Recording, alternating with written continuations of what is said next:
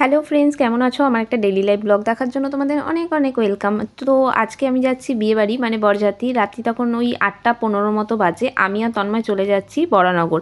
তন্ময়ের এক বন্ধুর বিয়ে, মানে বরানগরে মেয়ের বাড়ি তো, আর ছেলের বাড়ি হলো বহরমপুর। তো আমরা আর বহরমপুর থেকে আসছি না, বরযাত্রী হিসাবে যাচ্ছি ক্যাবে করে আমাদের বাড়ি থেকে। তো খুব সুন্দর করে রেডি হয়ে সেজেগুজে আমরা চলে গেছি বাড়ি, মানে বিয়ে বাড়ি। আর বিয়ে বাড়িটা আমার বাড়ি থেকে ক্যাবে করে 25 মিনিটের মতো লাগে। তো বরানগর পৌঁছে নেমে গেছি। আর এটা হলো বিয়ে বাড়িটা। তো বিয়ে বাড়িটা বেশ সুন্দর করে সাজিয়েছে। দেখো তোমরা, বাইরেটা কত সুন্দর করে গেটটাকে সাজিয়েছে। আর সবাই কথা টথা বলছে। তো চলো এবার তোমাদের বর আর বউয়ের সাথে পরিচয় করাই। যখন আমরা বিয়ে বাড়ি পৌঁছাই তখন মোটামুটি দাদাটা বিয়েতে বসে গেছে। এই যে বিয়েতে তখন মালা বদল হবে, তো কনেকে আনতে গেছে। আর এত ভিড়, আর মানে কি বলবো, ক্যামেরাম্যান এতগুলো, মানে ওরা মানে ভিডিও করার জন্য, ফটো তোলার জন্য ব্যস্ত। তার ফাঁকেও আমি একটু ক্যাপচার করলাম তোমাদের দেখাবো বলে। তো দারুণ কিন্তু মজা করেছি। আর দাদাটা মানে বর সেজে দাদাকে কিন্তু খুব সুন্দরই লাগছিল, আর খুব হাসি খুশিভাবে, মানে অ্যাকচুয়ালি সবাই তো নার্ভাস থাকে, তো দাদাটাকে একটু দেখে মনে হচ্ছিল না নার্ভাস। তো তার জন্য। আর এই বরের আশেপাশে যারা কথা বলছে ওগুলো হলো তন্ময়ের আরও অন্য বন্ধুরা। তো সবাই কিন্তু বহরমপুর থেকে এসেছে। আর এই দাদারা কিন্তু প্রায় 3টের সময় বেরিয়েছে বাড়ি থেকে। 4.5-5 ঘন্টা লেগেই যায় বিয়ে করতে আসতে। তো অনেকটা দূরের রাস্তা। তো সবাই চলে এসেছে, বরযাত্রীরাও।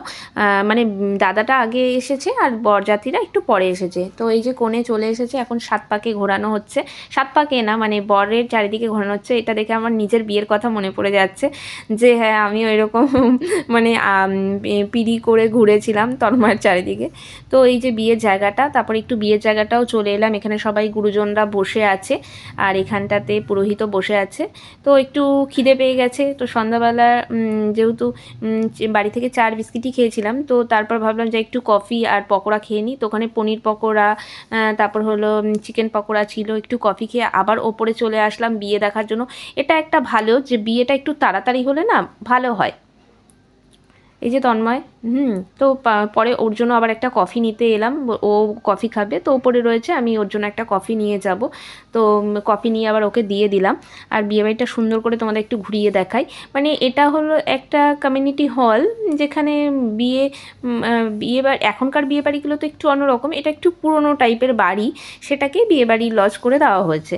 তো যাই হোক, এবার সবাই বিয়ে দেখছে। গোধূলি লগ্নে বিয়ে হলে, মানে এই সন্ধ্যাবেলা বিয়ে হলে কিন্তু বেশ ভালো, সবাই দেখতে পারে। এখন ঘড়িতে ওই 9:30 পৌনে 10টার মতো বাজে। তো তখন কিন্তু বিয়ে হচ্ছে আর সবাই কিন্তু দেখছে। অনেক ছবি টবি তুললাম, অনেক রিল টিল করলাম। এবার তন্ময় এখানে বারান্দায় দাঁড়িয়ে আছে, আমি ওকে কয়েকটা ছবি তুলে দিলাম। তো বিয়ে হয়ে গেছে, মানে বিয়ের অর্ধেক বিয়েটা হয়েছে, এখনও সিঁদুরদানটা হয়নি। তো এই তারপরে পুরোহিত বলল তোমরা একটু রেস্ট নাও, কারণ কনে সকাল থেকে নাকি কিছু খায়নি, তার জন্য শরীরটা খারাপ লাগছিলো। তো তারপরে আবার মানে পুরোহিত আবার ডেকে নিল ওদেরকে। এইবার সিঁদুরদানটা হবে, মানে সেই স্পেশাল মুহূর্ত সব মেয়েরাই ওয়েট করে থাকে। আর এই সময় কিন্তু সত্যি খুব নার্ভাস লাগে। তো আমি কিন্তু কন্টিনিউ ওখানে দাঁড়িয়ে বিয়েটা পুরো দেখলাম। আর তন্ময় বলছিল চলো রাত্রি হয়ে যাচ্ছে, চলো খেয়ে তো আমাদের বেরাতে হবে। তো আমি বললাম না, আগে সিঁদুরদানটা দেখবো, দেন তারপরে খাবো। তো সেই দেখতে দেখতে সুন্দর মুহূর্ত চলে আসলো। অনেক ছবি তুলেছি সুন্দর সুন্দর, অনেক ভিডিও করেছি তোমাদের জন্য, তোমাদের দেখাবো বলে। খুব সুন্দরভাবে বিয়েটা মানে ওরাও এনজয় করে করছিল, আর আমরাও খুব এনজয় করে দেখছিলাম। তো এই যে আমি কিন্তু দাঁড়িয়ে রয়েছি আর ভিডিও করছি, আর এখানে পুরোহিত নানা রকম কথা বলছে কিভাবে কি করতে হয়। তো তারপরে আমরা একটু বসে রইলাম, কারণ সিঁদুরদানটা হতে এখন একটু সময় লাগবে। তো লাস্টে এই যে খই ফেলা হয়, তো আগুনের মধ্যে খইটা দেওয়া হচ্ছে। তোমরা দেখতেই পাচ্ছ খইটাকে ফেলছে খুব সুন্দরভাবে।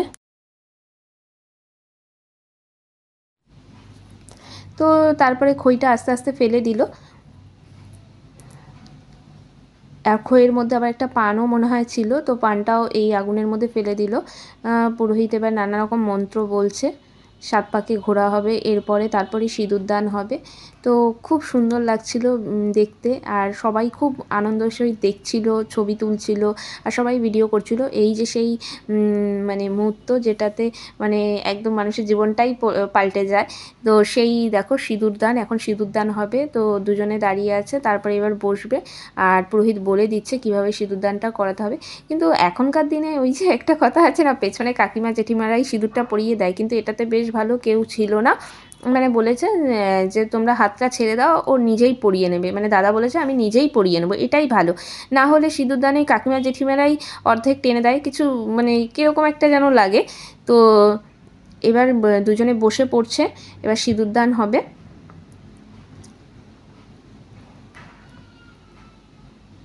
আমাদের বৌদি কিন্তু খুব সুন্দরী হয়েছে, আর দাদাটাও খুব সুন্দর দেখতে, দুজনকে কিন্তু বেশ মানিয়েছে। এবার সিঁদুরদান হবে, তার জন্য কিন্তু সবাই এখন ওয়েট করছে। আর বৌদিকে খুব সুন্দরও লাগছিল, খুব সুন্দরভাবে সাজিয়েছে, বেশ ভালো লাগছিল। আর প্রচণ্ড ওখানে যেহেতু জায়গাটা ছোট, আর ওখানে যেহেতু হয়েছে, ওই যজ্ঞ হয়েছে, মানে এত তাপ আসছিল কি বলবো। তো সেই মুহূর্ত চলে আসলো, সিঁদুরদান হয়ে গেল। এই দেখো তোমরা দেখতেই পাচ্ছ দাদা নিজেই সিঁদুরটা পরিয়ে দিয়েছে।